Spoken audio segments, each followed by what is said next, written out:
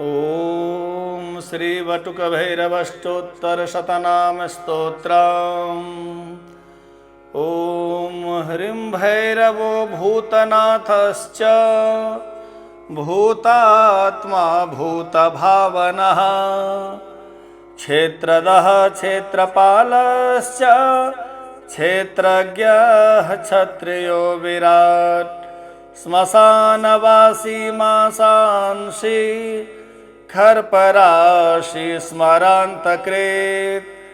रक्तपः पानपः सिद्धः सिद्धिदा सिद्धसेवितः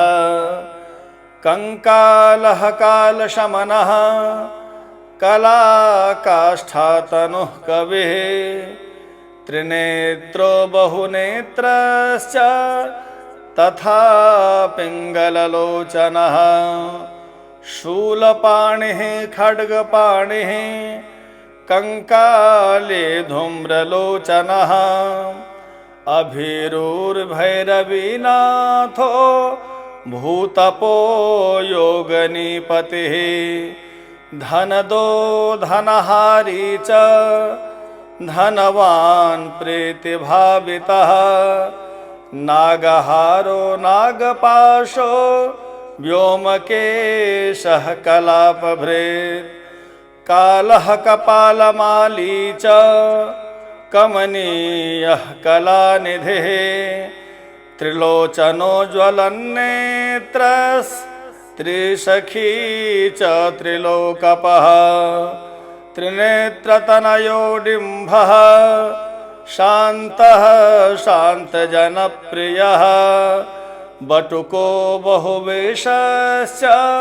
खट्वाङ्गो वरधारकः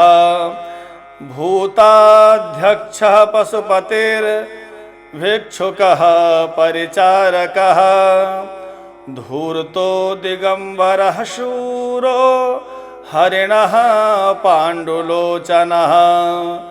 प्रशान्तः शान्तिदः सिद्धः शङ्करः प्रियबान्धवः अष्टमूर्तिर्निधीशश्च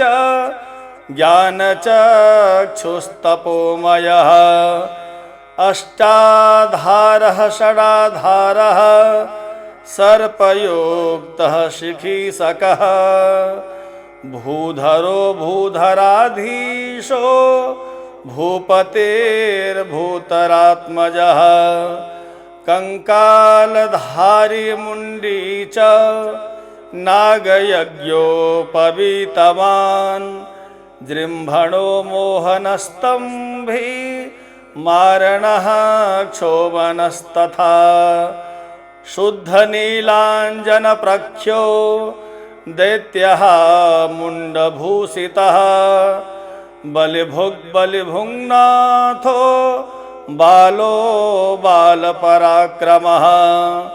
सर्वापत्तारणो दुर्गो दुष्टभूतनिसेवितः कामी कलानिधिः कान्तः कामिनी वशकृद्वशी सर्वसिद्धिप्रदो वैद्यः प्रभुर्विष्णुरिति वही अष्टोत्तरशतं नाम्ना भैरवस्य महात्मनः।